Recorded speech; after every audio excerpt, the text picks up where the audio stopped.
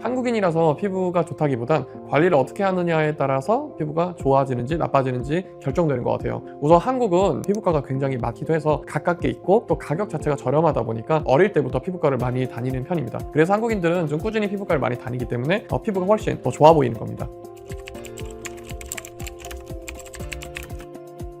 얼굴의 잡티 종류는 좀 여러 가지가 있는데요. 한 번만에 치료가 가능한 것도 있고 또 여러 번 해야 되는 것도 있어요. 이걸 어떻게 구별하냐면은 되게 간단합니다. 거울을 봤을 때 잡티가 경계가 명확한 동그랗거나 좀 점점점 있는 경계가 명확한 것들은 그런 건 치료하기가 굉장히 쉽고요. 또 반대로 경계가 불분명하고 휘어져 있는 것들은 좀 여러 번 치료가 필요합니다. 어쨌든 잡티 치료는 레이저, 특히 피코 레이저로 많이 치료를 하는데 생각보다 간단하게 치료할 수 있으니까요. 만약에 이게 고민이라고 하면은 치료를 적극적 추천드립니다. 넓어진 모공을 아예 없애는 것은 사실 거의 불가능합니다. 없애는 게 아니라 모공을 축소시켜서 가능한 눈에 덜 띄게 만드는 그거는 가능해요. 예를 들면 가장 흔하게 많이 하는 게 포텐자와 같이 마이크로 니들링을 했을 때 굉장히 결과가 좋고요. 또 두 번째로 스킨 보톡스 또는 주베룩 같은 콜라겐을 재생시킬 수 있는 시술들을 같이 주사 시술했을 때 효과가 굉장히 좋기 때문에 이건 한 번만 시술해도 큰 변화를 느끼실 수 있을 겁니다. 이런 이중턱이나 이런 불독살들 아니면 얼굴에 살이 많아서 이렇게 처져 있는 얼굴 같은 경우에는 가장 적절한 시술은 울세라나 써마지와 같은 시술이 아니라 온다리프팅 같은 시술이 굉장히 효과가 좋을 수 있습니다. 온다리프팅은 지방층을 축소시키고 또 전체적인 리프팅이 가능하기 때문에 가장 가격도 저렴하면서 효과가 드라마틱하게 달라질 수 있어요. 얼굴살이 없을 경우에는 특히 여자분 같은 경우에는 이 부분이 꺼져 있을 땐 아시안에서는 그게 좋아 보이지 않아요. 오히려 나이가 들어 보이기 때문에 이런 분들은 얼굴살을 꺼트리지 않으면서 리프팅 할 수 있는 시술이 좋습니다. 얼굴살을 꺼트릴 수 있는 대표적인 시술이 뭐가 있냐면 울세라 같은 시술이 있는데 이런 것들은 절대 하시면 안 되고요. 그런 것보다는 차라리 써마지와 같은 고주파 치료로 얼굴을 타이트닝 시켜서 전체적인 리프팅 할 수 있는 시술을 권장드립니다. 울세라나 슈링크 같은 이 초음파 리프팅 같은 경우엔 얼굴살이 적절한 경우가 제일 좋아요. 얼굴살이 많을 경우에는 에너지가 다 지방층으로 가기 때문에 에너지가 낭비되는 경우가 있고 반대로 얼굴살이 너무 없으면 얼굴살을 더 꺼뜨리기 때문에 이럴 경우에는 더 보기 안 좋아질 수 있습니다. 따라서 얼굴살이 좀 적절하고 피부에 탄력이 떨어져 있는 특히 나이 드신 분들 같은 경우에는 울살은 한 번만 했을 경우에도 굉장히 좋은 효과를 낼 수 있습니다.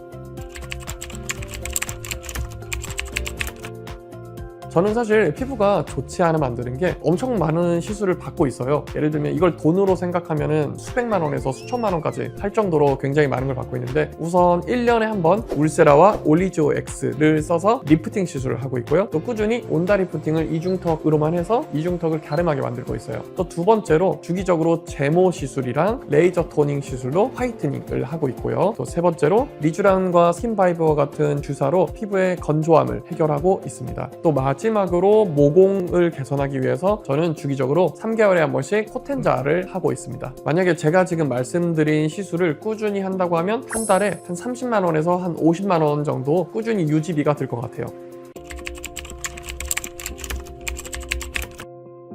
한국을 방문해 주시는 외국인 분들이 어떤 피부과를 갈지 선택하기에는 되게 망설여질 것 같아요. 우선 너무 많은 피부과들이 있고 또 당연히 서로 다 잘한다고 하기 때문에 어떤 피부과를 선택할지는 명확한 기준이 있어야 될 것 같아요. 우선 저라면은 첫째로 한국인들이 많이 가는 피부과를 찾을 것 같아요. 한국인들이 많이 가는 피부과는 한국에서도 이미 검증이 되어 있고 또 입소문이 나 있는 피부과이기 때문에 따라서 한국인들이 많이 가는 피부과가 실패하지 않을 확률이 높습니다. 외국인 전용 피부과는 오히려 가격이 더 비싸지고 또 쓸데없는 시술을 많이 권하기 때문에 좀 주의해야 돼요. 그럼 한국인 전용 피부과를 어떻게 찾을지는 한국의 네이버라는 홈페이지에 들어가서 이 피부과의 이름을 쳐보면은 여기에 리뷰가 어느 정도 있는지 한국인 리뷰 이런 거를 보시고 결정하는 것이 좋습니다. 물론 네이버 말고도 구글도 한번 같이 검색을 해보세요. 구글은 한국인보다 외국인이 더 많이 오는 사이트지만 그래도 구글에서도 이 리뷰를 보면은 이 피부과가 괜찮은지는 어느 정도 파악이 가능합니다. 그리고 또 중요한 것은 당연히 가격일 것 같아요. 똑같은 시술인데 가격 차이는 천차만별이거든요. 우선 그 공식 홈페이지에 들어가서 가격이 외국인 외국인과 한국인이 동일한지, 그리고 가격이 전부 다 나와 있는지, 혹시 가격이 제대로 나와 있지 않다면 그런 데는 피하시는 게 좋아요. 그리고 또 중요한 것은 외국어가 잘 통하는지가 중요할 것 같아요. 한국인이 많이 가는 피부과면 외국인 번역이 좀 안 될 수도 있거든요. 물론 의사 선생님들은 대부분 영어가 가능하기 때문에 영어는 문제가 없을 거지만 일본어나 중국어, 그리고 그 외에 다른 언어 같은 경우에는 번역이 어려울 수 있기 때문에 이게 가능한지는 그 피부과에 연락을 해서 번역이 가능한지 알아보고 가시길 추천드립니다. 참고로 저희 피부과 같은 경우에는 영어가 자유롭게 될 수 있고, 또 저는 일본에서 살았기 때문에 일본어도 가능하고, 또 중국 같은 경우에는 중국어 번역가가 있기 때문에 중국인 분들도 편하게 이용하실 수 있습니다.